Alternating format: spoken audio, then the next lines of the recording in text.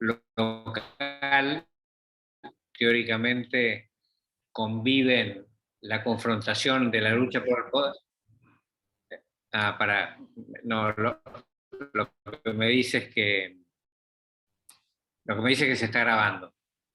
Estaba diciendo que en la política doméstica tiene que convivir forzosamente la lucha por el poder, especialmente en democracias, con el gobierno para todos. La lucha por el poder es ganarle, obtener dominio sobre una situación de mando. El poder es eso, la relación de mando y obediencia, ¿no? Entonces la lucha por el poder es obtener la posición de mando en relación con otros, y la relación de gobierno es una relación que obliga a gobernar para todos. Entonces, por supuesto que esas dos cosas son diferentes. Pero los políticos tienen que hacer las dos cosas en el orden doméstico. Aristóteles había dicho lo mismo, ¿no? Había dicho que la política tiene una faz agonal, que es agonal, es la lucha por el poder, y una fase arquitectónica, la llamaba Aristóteles, que es esto de gobernar para todos. Cuando vos estás luchando por el poder, querés una posición, querés dominar al otro. Cuando estás gobernando para todos, tenés dos objetivos en una democracia, que son, en primer lugar, la convivencia en paz, muy importante. Eso es el valor del orden, el valor del respeto de la ley, el respeto de las reglas, la elaboración de reglas de convivencia. Y el segundo objetivo, aparte de la convivencia en paz, es la prosperidad de la comunidad, que eso también requiere reglas, confianza, previsibilidad, para que todos, si es posible en libertad, por lo menos en los sistemas capitalistas, puedan colaborar unos con otros para satisfacer las necesidades de la comunidad. Así que en el orden doméstico están esas dos cosas. Y en el orden internacional también existe la vieja disyuntiva de los seres humanos, que es el tema de optás por confrontar con el otro u optás por cooperar con el otro. Por supuesto que es más constructiva y más productiva la cooperación que la confrontación. La confrontación se chupa toda la energía.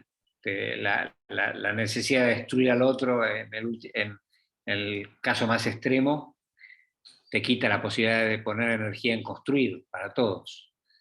Y la opción de la cooperación tiene una característica, que es que depende de la confianza. Vos no cooperás con alguien en el que no confías. Esto es muy importante. Esto está estudiado en los laboratorios de ciencias conductuales de la Universidad de Harvard. Hay un profesor que se llama Joshua Green, que es el jefe de laboratorio de conductas personales en Harvard, que se focaliza mucho en esto de elegir entre confrontar o cooperar, y en la necesidad de que exista confianza para que haya cooperación. Si no, no hay cooperación. Joshua Green es un analista de neurociencias también, entonces esto es cómo funciona el ser humano. Así que en ambos lugares, doméstico o internacional, vos tenés este tema de confrontación o cooperación. Esa opción. Y en ambos dos, si querés cooperación y construcción, mayor producción, el beneficio de todos, tenés que construir confianza. Esta es la regla básica, y para construir confianza la humanidad inventó una cosa, que es las instituciones. Las instituciones son lo que nos genera confianza, lo que nos indica qué es lo que va a pasar. Si se respetan las instituciones, pasa tal cosa y tal otra. Si vos matas a alguien, vas preso, digamos, ¿no? Si vos tenés una moneda sana, vos sabés cuánto va a valer el producto de tu trabajo el mes que viene y el año que viene, porque tenés una moneda estable que sirve para medir el valor de tu trabajo, que para eso son las monedas. En cambio, si violás esas instituciones, y no tenés reglas y no tenés moneda, por ejemplo, te pasa lo que le pasa a Argentina ahora, que no podés generar confianza porque nadie sabe qué es lo que va a pasar. Y como nadie sabe qué es lo que va a pasar, nadie invierte nada, nadie contrata a nadie, nadie genera empleo y esa es la situación que tenemos. Y además hay más inseguridad, porque cuando vos no sabés cuáles son las reglas y qué te va a pasar, y el Estado no se ocupa de cumplir las reglas o hacerlas cumplir, entonces tu inseguridad es absoluta. Entonces te pasan las dos cosas, no tenés ni convivencia en paz ni prosperidad, ¿no? Que son los objetivos, me parece, de un gobierno democrático. Así que el tema de construir confianza es muy relevante. Me parece que la diferencia entre doméstico e internacional está en que en lo internacional lo que vincula a los países son sus intereses nacionales. Los países no se vinculan por el amor, no se vinculan por ideas abstractas, pueden vincularse un poco por eso, pero en definitiva lo que manda es la defensa de los intereses nacionales.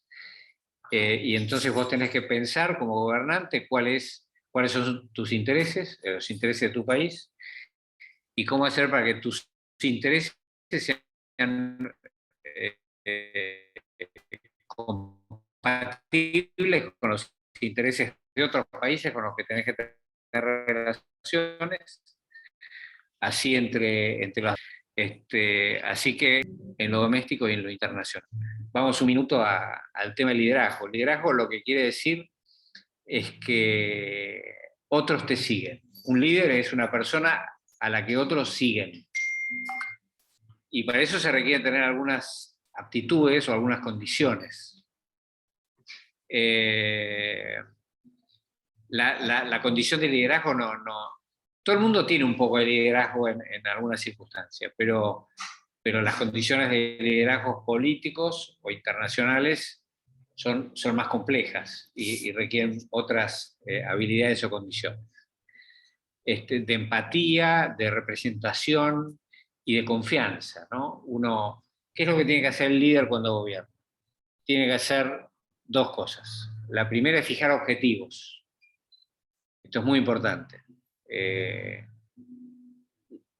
líder tiene que implementar una estrategia. Y la estrategia es un sistema para lograr sus objetivos. Entonces, una vez que se fija el objetivo, que es el primer punto de la estrategia, entonces el líder tiene que juntar todas las fuerzas y las energías disponibles para lograr ese objetivo. Entonces, eso es una estrategia, un objetivo y los mecanismos para juntar las fuerzas para lograr el objetivo. Esa es una de las funciones que tiene que tener el líder. Y la otra función que tiene que tener un líder es la aptitud de juntar los medios para lograr el objetivo. Permítanme que les haga una digresión. Depende cuál sea tu objetivo y cuál sea tu trabajo, tu liderazgo es distinto. Si vos sos el jefe de una empresa, vos tenés que fijar un objetivo, por ejemplo, un objetivo de ventas y un objetivo de ingresos, o un objetivo de tomar una parte determinada, un porcentaje del mercado disponible, o lo que fuera tu objetivo. Y después, bueno, decir, ese es el objetivo, entonces voy a ver con qué recursos cuento, qué cosas puedo hacer por mí mismo y qué cosas no puedo hacer por mí mismo. Las cosas que no puedes hacer por vos mismo, las tenés que suplir asociándote con otros. Esto también es muy importante. Uno, cuando dirige una organización, hay cosas que podés hacer por vos mismo, ¿viste? Vos podés hacer tus propios zapatos y tus propias camisas y tu propio sombrero, o vos podés decir, no, yo me ocupo de hacer recursos en la Corte Suprema y con eso me genero plata y me compro los zapatos que me los hace otro mejor, ¿no? Entonces, el tema de hacerlo por vos mismo o buscar un socio que lo haga por vos es muy relevante siempre en la actividad de cualquier tipo, económica, política, lo que sea. El tema es que un empresario depende mucho de él, Depende de él fijar el objetivo, depende de él juntar los recursos, depende de él elegir los socios, depende de él hacer los contratos necesarios para tener los insumos y los socios y todas las cosas que necesita. Depende de él la conducción, el control de todos esos elementos que tiene y obtiene el objetivo, y entonces el objetivo es ¿cómo te puedo decir? Un resultado favorable para el que tomó todas esas decisiones y las implementó. En ese caso el liderazgo depende mucho de una persona. Lo mismo le pasa a un intendente. Un intendente tiene que arreglar los baches de una ciudad, entonces tiene que ver cuáles son los baches, tiene que tener un mecanismo de relevamiento, tiene que tener quién produce el asfalto, qué trabajadores van a ocuparse de eso, si tienen camiones para llevarlo, bueno, en fin, digo, junta los recursos, cumple con el objetivo, busca los recursos financieros para pagarlo, lo logra, tapa los baches. Depende de él, bastante parecido a lo del empresario. En cambio, un presidente, por ejemplo, no le pasa eso, porque un presidente no puede hacer él las cosas para que exista convivencia en paz. Un presidente necesita tener policías que cumplan con su tarea, necesita tener leyes que se puedan cumplir, necesita tener jueces que impongan las leyes, y si todo eso funciona, necesita tener cárceles, y necesita tener inteligencia, información, una serie de cosas. Si todo eso sucede y genera una cultura del cumplimiento de las reglas, que eso se genera por la comunicación, si todo eso sucede, entonces el tipo tiene convivencia en paz. ¿Y cómo hace para tener prosperidad? Él no puede hacer toda la actividad económica necesaria para satisfacer todas las necesidades de cada uno de los miembros de la población. Es lo que tiene que hacer es entusiasmar a la gente que gobierna para que la gente sienta confianza, coopere unos con otros, se interrelacionen y logren los objetivos de la sociedad que el presidente puede fijar junto con el Congreso, junto con las elecciones, junto con lo que sea. Pero un presidente, el liderazgo de un presidente es diferente, como ustedes ven, del liderazgo de un empresario o del liderazgo de un intendente. Porque básicamente el objetivo del presidente es generar confianza y entusiasmar para que la sociedad sea la que genere riqueza y la que genere trabajo y la que genere producción, porque el presidente no puede ser él. Entonces, el trabajo del presidente es entusiasmar y generar confianza. Y no es fácil generar confianza, porque vos tenés que mostrar que sos firme cuando tenés que ser firme, y que te vas a mantener en lo que prometiste cuando dijiste que te ibas a mantener, porque eso es lo que genera confianza y lo que hace que todas las personas tomen decisiones en favor de la mayor prosperidad, del mayor empleo, de la mayor producción, de la mayor convivencia. Así que estos son unos comentarios preliminares. Tal vez son demasiados conceptos los que tiré, pero bueno, me parece que estas son las grandes líneas de los liderazgos en materia política y también un poco en no política. A partir de ahora, quedo a disposición de ustedes para los comentarios o preguntas que quieran hacer. Muchísimas gracias, doctor. Bueno, chicos, pueden enviar mensajes al chat, los que no puedan hablar, y si no, todos pueden encender el micrófono sin problema, como tienen habilitado, por si quieren hacer alguna pregunta.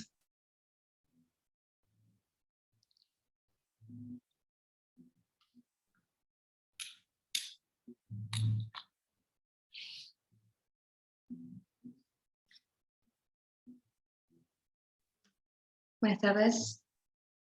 Hola. Bueno, justamente fuiste enumerando un montón de condiciones que se tienen que dar para que el líder pueda ejercer bien su trabajo, justamente, ¿no? Su puesto.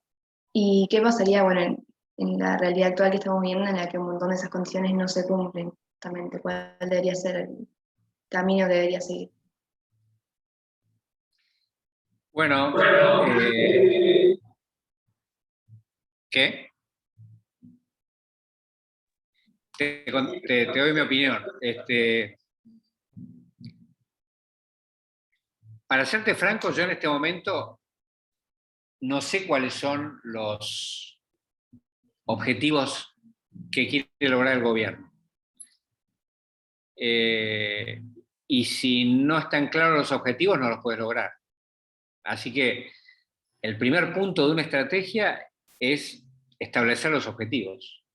Sin eso no puedes mover a una organización o a la sociedad en un sentido. Mi definición de los objetivos de una sociedad democrática, del bien común, digamos, son estas dos cosas que digo, la convivencia en paz por un lado y la prosperidad de la comunidad por otro. Y vos tenés que fijarte objetivos más concretos dentro de esas dos grandes categorías, me parece a mí, para poder lograrlos. Un gobierno nacional, además, tiene que hacer que su pueblo conozca los objetivos y que conozca los caminos por los cuales el gobierno lo va a llevar para cumplir esos objetivos, de manera tal que la población pueda colaborar con la consecución de esos objetivos. Si vos no sabés cuáles son los objetivos y no sabés cuáles son los caminos para llegar a ellos, bueno, sencillamente cada uno sálvese quien pueda, ¿no? Y me parece que es un poco lo que estamos viviendo. No tengo claros los objetivos, tampoco tengo claros los caminos. ¿Y qué es lo que pasa? Lo que pasa es que se desorganiza la sociedad, que la sociedad, en lugar de cooperar para que la energía de toda la sociedad logre objetivos comunes, todo eso se desintegra y nadie coopera con nadie, todo el mundo trata de zafar, ¿viste? Los que pueden comprar dólares compran dólares y se escapan, los que pueden irse del país se van, los que no pueden irse tratan de sobrevivir, los que trabajan en negro, no pagan impuestos, entonces los bienes públicos empiezan a perder calidad y al final desaparecen. Y si seguís así, pasás a tener un gobierno en donde no le importa tanto lograr objetivos, por ejemplo, que la gente no se muera de hambre o otros objetivos, o que no te asalten todos los días por la calle o cosas así. Los gobiernos, cuando se va desintegrando todo eso, porque no tenés objetivos y no tenés caminos y no tenés comunicación, lo que te sucede es que hay un micrófono abierto de Jorge Rubión. Lo que te sucede en esos casos es que los gobiernos pasan a preocuparse más por aparentar que se ocupan de algo que por solucionar los problemas. Entonces, vos tenés un gobierno que dice, bueno, el objetivo de la educación pública, que los chicos puedan leer. Vos ves hoy, me ha tocado ver chicos de cuarto, de sexto grado, depende de las provincias, que no saben leer, que no pueden interpretar textos. Y entonces vos decís, bueno, a ver, esa es la preocupación, que los chicos sepan leer. Pero no, lo que a otros les preocupa es cuál es la estadística que hay por la cual la van a juzgar en la historia al gobierno. Entonces, van 2 años que el gobierno dice se pasa de grado sin examen. Entonces, cuando no tenés examen, ¿qué es lo que pasa? No sabés si sabe leer o no sabe leer. Y no sabés qué es lo que tenés que hacer para que un chico que no sabe leer sepa leer. Por eso hay chicos de esos grados que no saben leer. Bueno, cuando los gobiernos empiezan a hacer un simulacro, el tema de control de precios, por ejemplo. Control de precios es una mentira. Todo el mundo sabe que no funciona, no sirve para nada, lo único que puede generar es un desabastecimiento y una explosión posterior. Eso lo sabe todo el mundo porque lo hemos vivido un montón de veces. Pero bueno, el gobierno quiere mostrar que está haciendo algo con la inflación. Y como no quiere cortar la inflación, que es dejar de desvalorizar el peso, entonces hace control de precios para simular que está haciendo algo. Y bueno, estas cosas generan destrucción en la convivencia y generan pérdida de prosperidad, indiscutiblemente.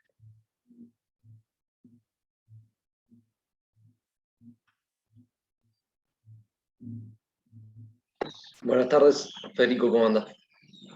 ¿Qué tal? Yo quería hacer una pregunta sobre, usted hablaba sobre que el presidente solo no podía hacer todo el trabajo, en el caso de política, ¿cuál sería su opinión o la forma de buscar un equipo que te acompañe a eso, a cumplir todos tus requisitos que pusiste? Vos sabés que esta es una discusión que tuvimos con el presidente Macri. El presidente, que es ingeniero, está muy enfocado en las cosas que hacen los ingenieros, en tener claros los objetivos, en tener un buen equipo que supiera hacer cada uno lo que tenía que hacer en su área, en tener objetivos intermedios, en tener mecanismos de control de cumplimiento de los objetivos intermedios. Y bueno, es lo que hizo en la ciudad. El mecanismo ese de administración se llama por tablero de control. Y bueno, el presidente hacía eso muy intensamente, ¿no? Mauricio tenía relaciones varias veces por semana, primero, después un poco menos, pero siempre, por lo menos una vez por semana, reuniones de todo el gabinete, diariamente reuniones con un comité chico, que yo tuve el privilegio de integrar varias veces, con algunos pocos ministros y los líderes parlamentarios, el presidente del Senado, el presidente de la Cámara de Diputados, o la vicepresidenta de la Nación, y pocos ministros y el jefe de gabinete, y entonces ahí se discutían diariamente una hora y media, los temas del día, qué es lo que había que hacer. O sea, todo eso funcionaba. El tema que hablamos con el presidente más adelante en su función es, hay que entusiasmar a la sociedad. La sociedad es la que tiene que generar riqueza, no la puede generar el presidente ni su equipo. Entonces hay que construir confianza y generar. Lamentablemente en los últimos 2 años del presidente Macri, la confianza sufrió mucho porque tuvimos la explosión financiera de abril del 2018, y eso destruyó mucha confianza de lo que venía teniendo el presidente hasta ese momento, o el gobierno en realidad, o la Argentina también. Y entonces, bueno, eso es una enseñanza a futuro.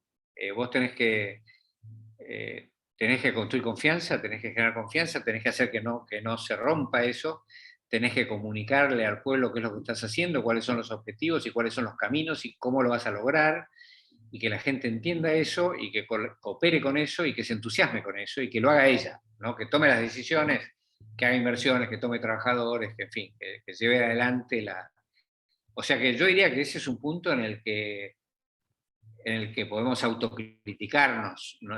Nosotros los de mi sector sobre el liderazgo, pero producto de esa experiencia y de esa mirada, que bueno, hay gente que puede decir esto que dice Pineo es una huevada, ¿no? Ok, vale eso, pero digo, de acuerdo a esa mirada, yo creo que tendríamos que criticarnos y ser mejores en la próxima oportunidad. Muchas gracias. Y, o sea, ¿cómo recuperarías la confianza? Por ejemplo, esto que nos contaba de Macri, ¿cómo se recupera la confianza del pueblo? Bueno, por ejemplo, en nuestra experiencia de gobierno, yo creo que nos equivocamos en un tema muy importante. Nosotros decíamos, tenemos muy poco poder político cuando empezamos el gobierno, teníamos 15 senadores sobre 72 senadores, ¿no? Un número increíblemente bajo.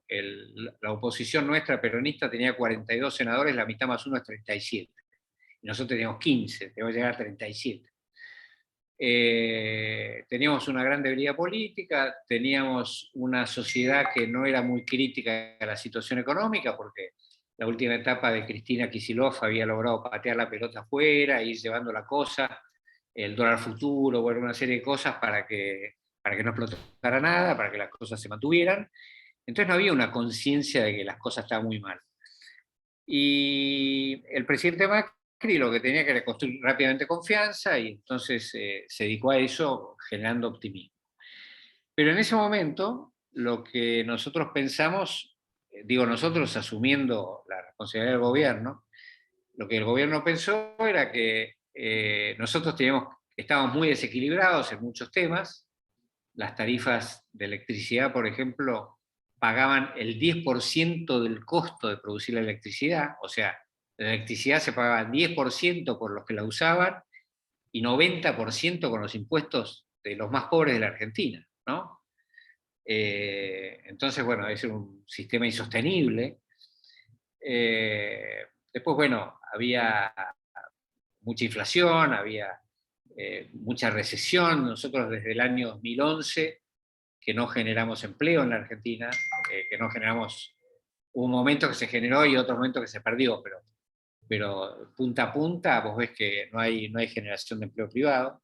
Hay una recesión que viene, salvo el año 17 de Macri, que hubo un crecimiento, en 2017 el resto es de recesión. Así que bueno, había muchos problemas. Y nosotros dijimos, bueno, logrando los equilibrios en 5 o 6 años, esto va a ser soportable por la población y en 5 o 6 años vamos a estar equilibrados y vamos a empezar un proceso de crecimiento sostenido. Eso pensamos nosotros y eso es lo que hizo el gobierno nuestro. Es lo que se llama gradualismo en lugar de shock, en vez de hacer todo lo que tenés que hacer de entrada. Entonces, bueno, nosotros tuvimos los primeros 2 años de gradualismo y lo que te pasa con el gradualismo es que si no te sale todo bien, se te colapsa el sistema a mitad de camino y volvés para atrás, al punto de origen. Y es lo que nos pasó. Entonces, yo creo que algunos dicen no había otra manera de hacer las cosas. Yo digo, la verdad que había que haberlo hecho de shock, que es lo que hicimos en el último año. En el último año, en el año 2019, el ministro Duhovne bajó el déficit primario, que es antes de pagar deuda, de más o menos 4% de todo lo que producen los argentinos, era lo que gastaba el Estado de más, de lo que recaudaba, 4% de todo lo que producen los argentinos lo bajó a cero, Duhovne en un año. O sea, si hubiéramos hecho eso el primer año, no hubiera habido crisis del 2018. Y ya estaríamos en un proceso de crecimiento muy acelerado. Así que bueno, nos criticamos. Eso es un error de fijar objetivos. Porque cuando vos fijas objetivos, no solamente tenés que fijar objetivos, sino que tenés que ver cómo vas a lograrlo y tenés que hacer una secuencia de hechos y de acciones para lograr el objetivo. Y bueno, ahí fuimos más optimistas que lo que deberíamos haber sido, y la realidad se vengó por motivos fortuitos, porque ese año perdimos 9.000 millones de dólares de sequía en la cosecha argentina, y al mismo tiempo aumentó la tasa de interés de Estados Unidos y los países emergentes perdieron todas las inversiones financieras que tenían, que se fueron todas a Estados Unidos, no solamente a la Argentina, sino en todo el mundo, y bueno, la Argentina no estaba en condiciones todavía de soportar un shock doble de esas características, y tuvimos que bancarnos abril del 18 la hecatombe esa, y bueno, empezamos a salir de eso a fin del 19, con lo que digo, la eliminación del déficit. Pero bueno, esos son errores de fijación de objetivos o errores de implementación de secuencia de acciones. O por ahí también te pasa que las cosas no son como a vos te gustaría que sean, ¿viste? Uno dice, bueno, acá hay un camino. La verdad que el gradualismo era un camino, no es que sea un idiota Macri, sino que ese era un camino posible. Pero bueno, era un camino con mucho riesgo y se dio el riesgo, que fue una crisis financiera en el medio que no te permitía seguir. Así que bueno, este es un ejemplo nomás de lo que había dicho antes. Muchas gracias. Federico, yo tengo una pregunta para hacer. Antes que nada, muchísimas gracias por el tiempo. Y va más por lo motivacional, ¿no? Digo, de qué es lo que te motivó a vos a sumergirte, por así decirlo, en el mundo de la política. Me imagino que es algo terriblemente exigente, y también después de tanto tiempo y con tanta trayectoria recorrida, ¿cómo es que fuiste viendo claro el camino hacia dónde ir, ¿no? Es algo que a mí me da mucha curiosidad, sobre todo a los que quizás tenemos alguna vocación política y el panorama a veces es un poco confuso de afuera. Entonces, un poco de tu experiencia personal y más algún consejo que le podrías dar a algún joven que quiera también seguir tus mismos pasos. Bueno, son varias cosas. Yo primero, nadie tiene que seguir mis mismos pasos. Yo creo que cada uno tiene que seguir sus propios pasos, ¿no?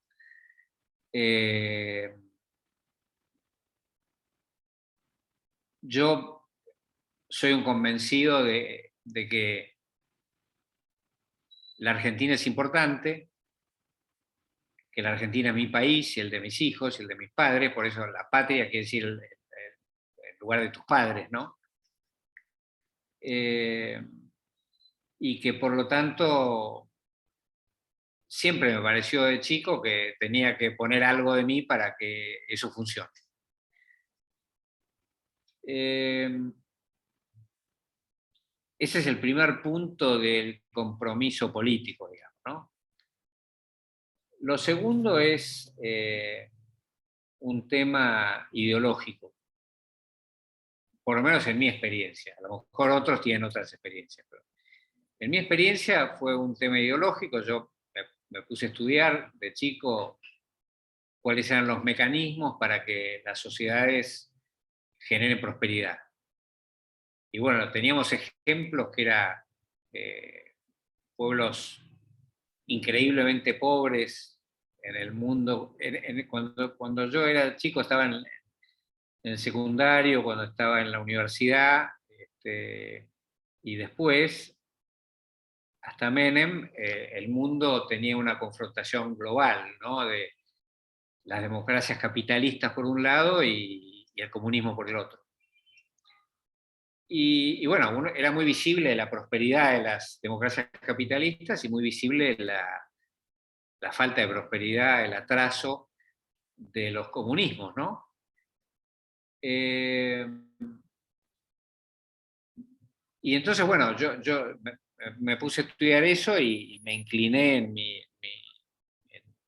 mis ideas y en mis miradas hacia el mundo más capitalista.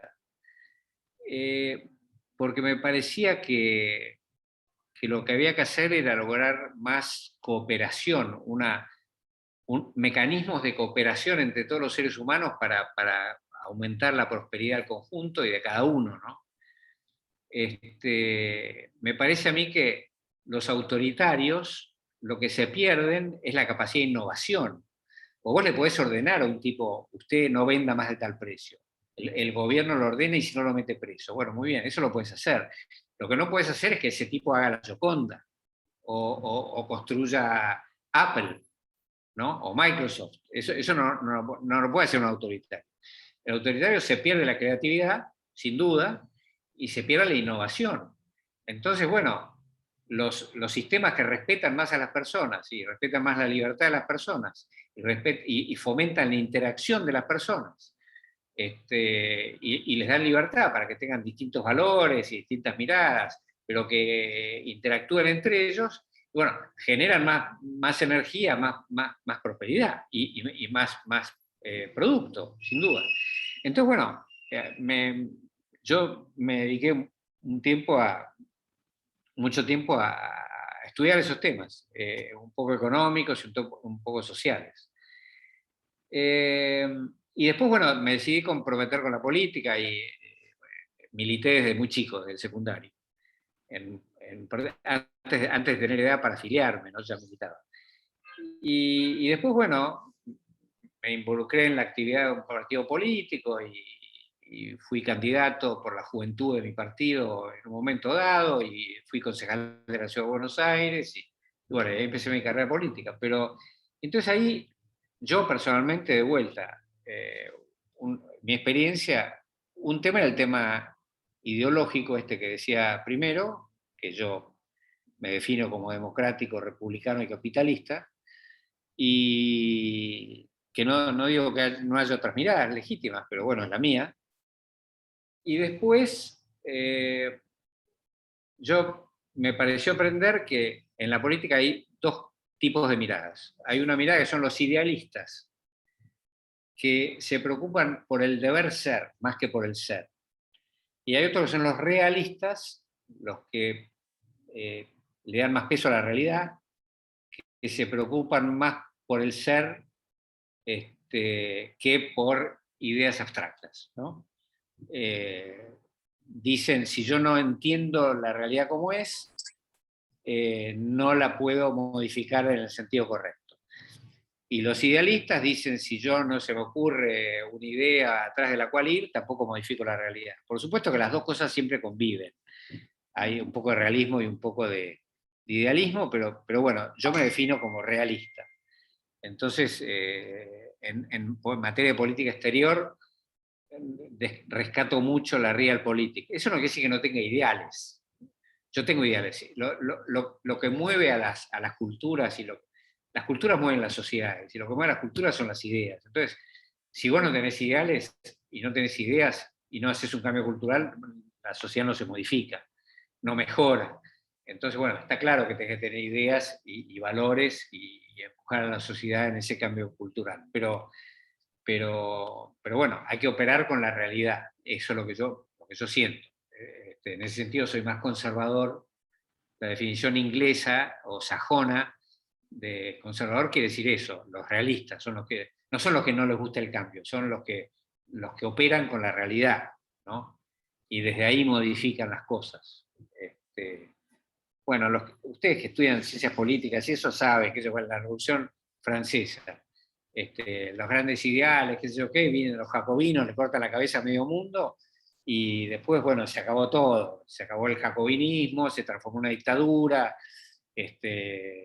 se mueren todos, matan a los que degollaban antes, y después viene Napoleón, que está ahí peor que antes. Entonces, bueno, quiero decir, si vos no le das bola a la realidad, te pasan esas cosas. En cambio, si vos vas dando pasos, pero siempre con una pata en la tierra, probablemente llegues más lejos que uno que anda a los saltos, ¿no?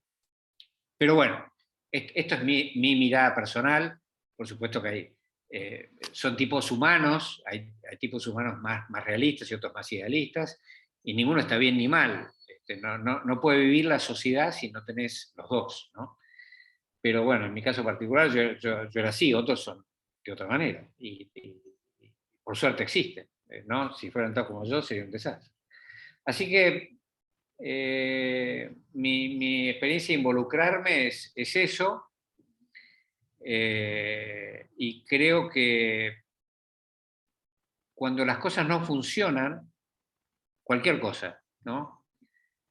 Vos tenés un grupo, tienen que resolver algo, tienen que salir de un cuarto que está cerrado, y se empiezan a pelear típicamente. Fíjense ustedes, estudien la dinámica de grupos, ¿no? Uno que tiene un ego muy grande, otro que desconfía de todo, otro que tiene miedo, entonces todos empiezan a expresar esas sensaciones y se empiezan a pelear entre ellos, y entonces es imposible, no se toma ninguna decisión, y no salís del coso y te morís ahogado en el cuarto. Cuando pasa esas cosas, siempre en la vida, no en la política, en la vida, alguien tiene que decir, flaco, paren, imponer su voz y decir, ordenémonos, pensemos objetivamente cuál es la situación, salgamos por ese lugar. Y eso es liderazgo. Entonces, en algún momento de caos, alguien tiene que ejercer el liderazgo, y siempre alguien lo ejerce, ¿no? Eso es una experiencia. Les dejo otra experiencia, que es cuando todo se mueve, cuando las cosas todo se mueven, hay mucha confusión, ahora está pasando algo así, alguien tiene que poner un palo en un lugar quieto. Porque entonces, cuando todo se mueve, pero hay una cosa quieta, la realidad empieza a circular alrededor de la cosa que está fija, que está quieta. Y ese es un principio de orden. Y desde ese principio de orden se empieza a caminar. Si todo se mueve, no se camina para ningún lado, ¿no? La cosa gráfica más clara de eso es el agua. Se mueve el agua, se mueve. Vos ponés clavos un palo en el agua y se empiezan a formar los redondelitos alrededor del palo, y las cosas empiezan a circular alrededor del palo. Y entonces, desde cierta estabilidad que vos podés mirar la realidad y dominarla, bueno, ahí podés buscar la salida. Y eso requiere liderazgo. Entonces, en un punto, a ustedes les va a pasar la vida muchas veces, yo eso lo aprendí una vez en una circunstancia que me pasó algo parecido a eso, de no poder salir de cuarto, digamos, y de las peleas entre un grupo, cuando les pase eso y vean que no hay salida, alguien tiene que fijar un punto fijo y alguien tiene que asumir el liderazgo. Y eso puede ser cualquiera de ustedes, en cualquier circunstancia de la vida.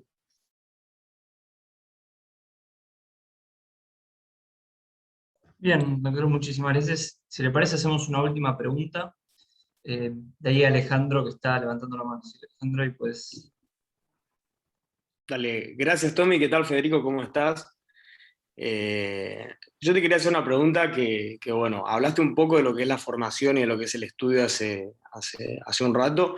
¿Cuál es la diferencia, digamos, en lo que es la política de estar bien formado o de no estar formado? Porque vos viste que muchas veces se dice que para la política práctica quizás no es tan importante estar bien formado, haber estudiado tanto, sino más bien como trabajar en el territorio y estar solamente ahí.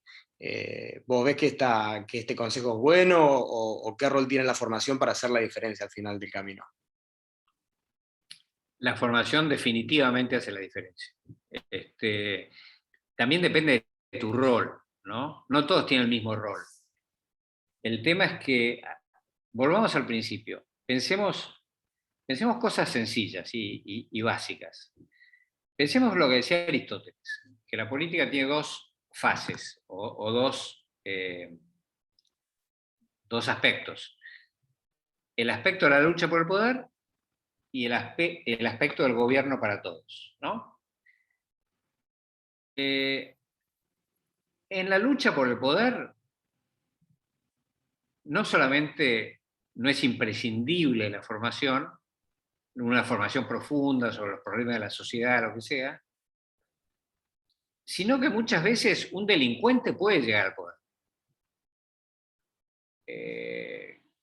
Eso es bastante común, eso también. Un tipo que amenace a otros, que coimea a otros, ¿viste? Que qué sé yo. Que haga cosas así, y bueno, el tipo puede llegar al poder. El tema es cuando vos querés tener un rol de gobierno para todos. Ahí vos tenés que saber cómo funciona el tema. Y hay un problema muy serio de los políticos, o de muchos políticos, pero muchos, no pocos, muchos políticos. Hay un problema muy serio que dicen, nosotros nos ocupamos de la política, de fijar los objetivos nacionales, ¿no? El resto son cosas de técnicos. Los técnicos se contratan. Dicen eso los políticos, típicamente los que no saben nada. Pues. Digo, de alguna manera se están definiendo a sí mismos, ¿no? Yo me ocupo de lo importante. Que de lo otro se ocupen los técnicos, de la economía, de no sé qué. Y entonces, voy a decir, flaco, a ver, pero ¿vos qué hiciste? Y yo fui al comité cuando era chico, qué sé yo, después participé de la interna del centro de estudiantes, después lo cagué a fulano en la interna de la juventud del partido, después conseguí un tío que me puso en una lista, después aprendí a hablar, yo hablo bien, hago discursos lindos, qué sé yo qué. Y la pregunta es, bueno, vos que hiciste todas esas huevadas, ¿por qué sos el que te ocupa de lo importante? Digamos, ¿no? Y además, ¿cómo haces para ocuparte de lo importante si tu experiencia no tiene nada que ver con algo importante? Para mí lo importante se ocupaba Henry Kissinger, digamos, ¿no? Cuando hizo la paz con Chu Enlai. Por supuesto tenía el respaldo del presidente Nixon, pero de lo importante se ocupó él. No se ocupó un tipo del Comité Republicano de Minnesota, ¿no? Porque es político. Nosotros los políticos somos los importantes. No, flaco, Kissinger lo hizo, lo importante. Y el flaco de Minnesota no hizo nada importante. Entonces, no hay que caer en esas tonteras autojustificativas. Cuando vos te ocupás del gobierno, vos tenés que saber de lo que estás hablando, en primer lugar. Yo decía, el presidente tiene que entusiasmar a la gente, y tiene que generarle confianza, y le tiene que mostrar los objetivos, y le tiene que mostrar cuál es el camino que va a tomar para lograr los objetivos y tiene que comunicar de una manera tal de generar confianza en la población, en ese camino y en esos objetivos. Si vos no estudiaste, ¿cómo haces para hacer eso? No es un tema de un técnico. Eso es lo importante. Entonces, si vos no tenés una formación, ¿cómo vas a lograr todo eso? Que eso es lo que hay que hacer. Y no basta decir, bueno, el objetivo nacional es que la Argentina exporte. Bueno, flaco, como decía mi papá, que también hacía política, decía, estoy harto de los tipos que hacen política diciendo es mejor ser rico y sano que pobre y enfermo. Ya sabemos, huevón, pero eso no es un objetivo de política, ¿no? Entonces, tenemos que ser felices. Bueno, flaco, anda al psicólogo si te quieres ser feliz, pero ¿qué tiene que ver eso con el gobierno? Bueno, así que, y en mi experiencia personal, yo creo que la vez pasada que hablé con ustedes les comenté esto, una teoría mía de cómo funcionan los cuerpos colegiados. Por ejemplo, el Congreso, una Cámara del Congreso. La teoría mía es que el 10% de un cuerpo colegiado es el que gobierna el cuerpo colegiado, ocupan los lugares más importantes. En la Cámara de Diputados son 257 diputados, 25 tipos de esos ocupan los puestos más importantes de la Cámara, presidencias de autoridades de la Cámara y presidencias de las principales comisiones. Entonces, esos tipos gobiernan la Cámara, 25 tipos de 257, el 10%. Y después, los que toman las decisiones son el 5%. Esa es mi teoría, ¿no? Y entonces, el 5%, ¿quiénes son? Y los presidentes de los principales bloques, el presidente de la Cámara y alguno más. Entonces, o alguno que es el nexo con el Poder Ejecutivo, lo que sea. Entonces, ninguno de esos tipos puede estar en ese lugar si no sabe nada, digamos, ¿no? O tiene que ser muy bueno en los acuerdos políticos para reemplazar su falta de rumbo. Si vos no tenés formación, no tenés rumbo, ese es el problema. O sea, es muy importante la formación. Y los tipos que tienen formación tienen una ventaja enorme en relación con los demás. Una ventaja enorme. Ahora, hay tipos que tienen muy buena formación sobre lo que tienen que hacer y son malísimos en las relaciones humanas. Son malísimos en escuchar al otro, son malísimos en la empatía, en ponerse en los zapatos del otro, en entender lo que el otro necesita, en hacer cómo lograr que se haga un acuerdo, cómo lograr tener las voluntades suficientes para llevar adelante lo que vos proponés, que te apoyen tus amigos y tus enemigos, digamos. Buscar la diagonal para lograr eso. Entonces, bueno, para mí eso es la política democrática. Si vos sos muy malo en eso, bueno, efectivamente serás un técnico, pero un buen político me parece que debería saber las dos cosas, y no se puede ser un muy buen político si no tenés idea de nada, ¿no? Yo he conocido presidentes que no tienen ni idea de temas económicos. Y bueno, algunos tienen mucha percepción. Me parece a mí que en el caso de Carlos Menem, cuando cayó el comunismo, dijo acá la cosa viene por el lado del capitalismo y se fue por ahí. Y lo tuvo a Cavallo que le hizo las cosas. Pero después hubo otros casos de otros presidentes que tienen esta idea de que la política es lo importante y la economía no importa, y entonces tuvimos hiperinflaciones por eso. O grandes explosiones con enorme expansión de la pobreza y destrucción nacional, de capacidades nacionales, y bueno, entonces no es gratis la no formación. Es muy importante. Pero de vuelta, vos podés ser un gran político sin tener esa formación, porque sos un tipo que convence mucho. Sí, básicamente un tipo que convence mucho. Un tipo que convence mucho puede ser un gran político. Sea porque hace buenos acuerdos, sea porque la gente lo sigue. El tema es que tiene que tener la suerte de tener un ladero que le marque el camino por donde tiene que ir para no chocar la calecita. Y bueno, en el caso de Menem Cavallo, por ejemplo, me parece a mí. Pero si no lo tenés, por ahí te hace chocar la calecita. El tema es que cuando la democracia, vos no tenés 1000 oportunidades, tenés probablemente una oportunidad, a veces dos. Entonces, vos no podés llegar a la presidencia y y bueno, que salga todo mal. Digamos. Te puede pasar, pero viste, tenés que tener una convicción, una mirada, una metodología, una formalidad y una formación.